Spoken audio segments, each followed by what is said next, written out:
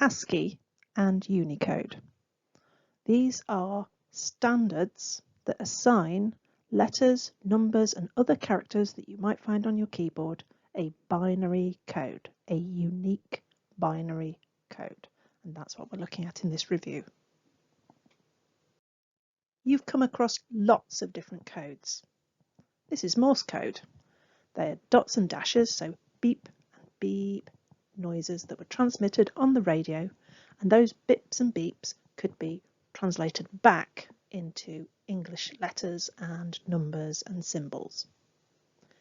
We've got some examples on the screen here, and there's a secret word there. So I'm going to give you a moment to look at those letters and then to look at the symbols that are available, and each line has one letter on it.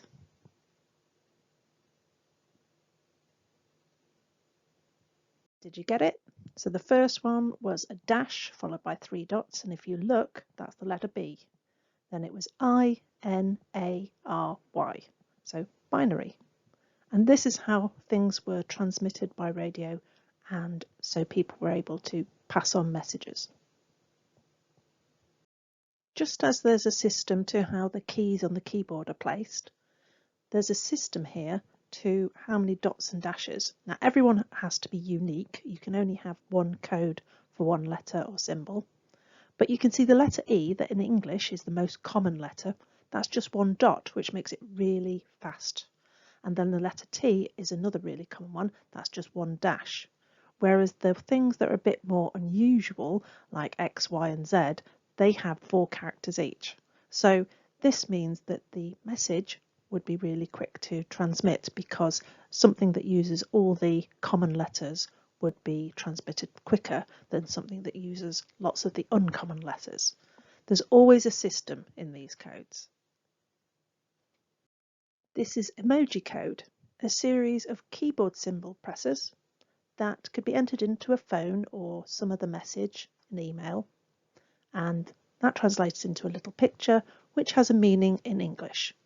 So again, it's a code, a unique code, that turns into some other English meaning. So here we had a colon and a bracket, and that made a smiley face. Those were some of the originals. But gradually, as we went on, we wanted more complex things. When we wanted to add more things into the emoji code, then we kept the originals. They're there and they're in as quite short things. The colon and bracket is a very short thing to write, and we use those a lot, but we added more complicated things.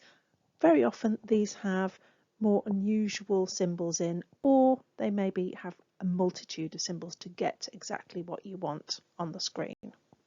So we kept the originals and we added to it, but it often meant that we needed more symbols to use. This is ASCII code, a series of binary numbers that can be stored in a computer and translate back to English letters and symbols. So just like with our Morse code, we've got a unique, this time a number rather than dots and dashes, a unique code that represents a letter or a number. So here's the ASCII code, and each character, remember, has a unique binary number. So let's look at the letter A. Now this is capital A, not lowercase a, capital A. And you can see here that the capital A is 01000001. And then B, capital B, is really similar, and it's actually only the numbers on the right that have changed. And C, again, really similar.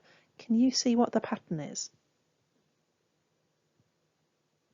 I'm going to break my binary code into 2 bits, the left-hand side and the right-hand side. So just looking at the letter A, it goes 0100. So there's a 1 in the 64 column.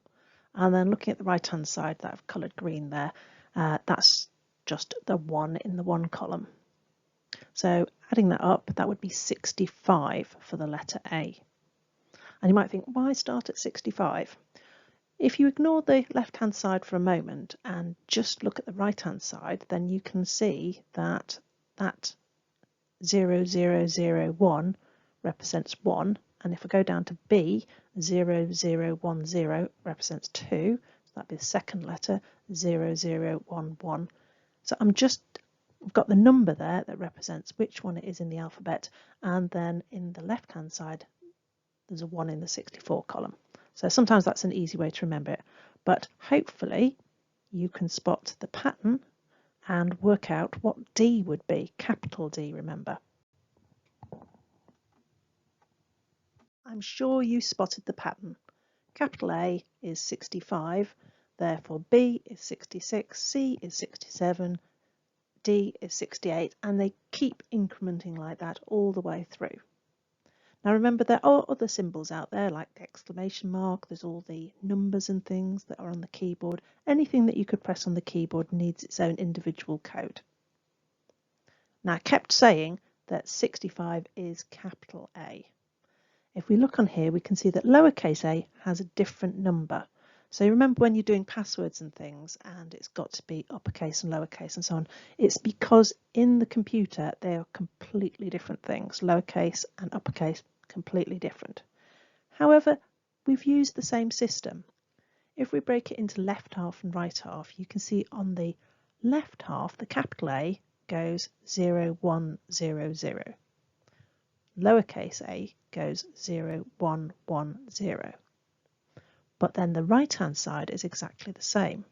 So all that's happened going from capital A to lowercase a is that the digit that's in the 32 binary column has been changed from a 0 to a 1.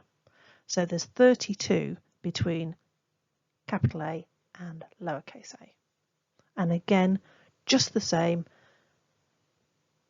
it goes 97, 98, 99, 100, 101, and so on.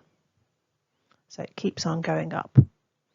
You may be asked, you may be given something like capital A is 65 in the exam, and you might be asked, therefore, what is F or G, and so on, and you just count up from where that is. You might also be asked what lowercase a is. So you just need to remember that you add on 32 to get up to the lowercase a.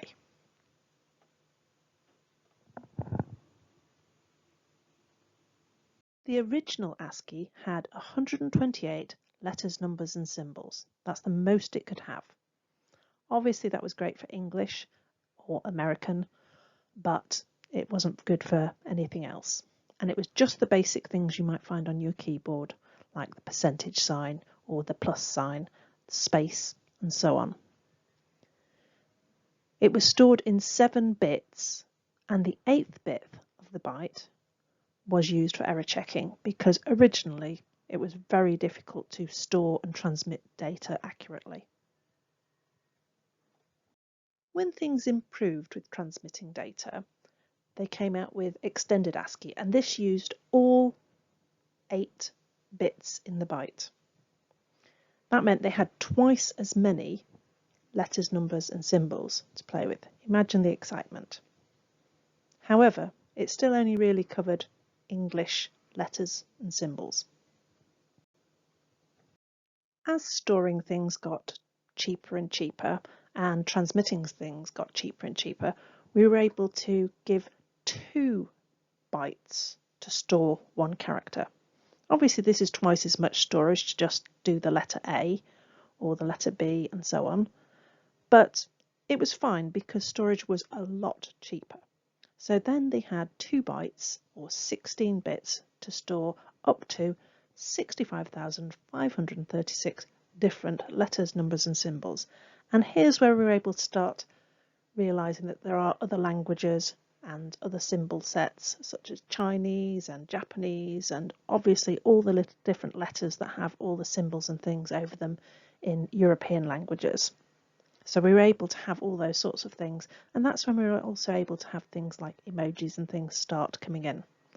Now eventually storage got even cheaper, and then we were able to give it 4 bytes to store 1 symbol. How many letters, numbers and symbols would that be? This is a very common GCSE question. What's an advantage of Unicode? And where people go wrong is they forget which way round it is. So think of Unicode being universal, therefore it's really big. So it can represent a greater range of characters. It can represent more languages.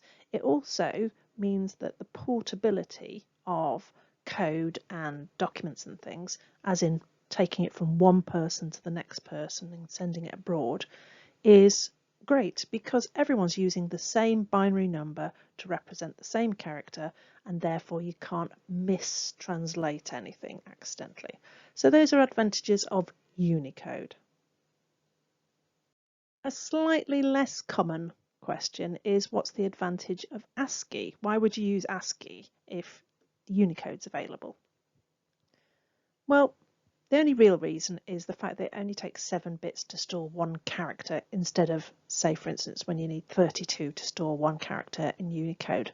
So if you're really, really restricted on storage or transmission or anything like that, then ASCII could be good.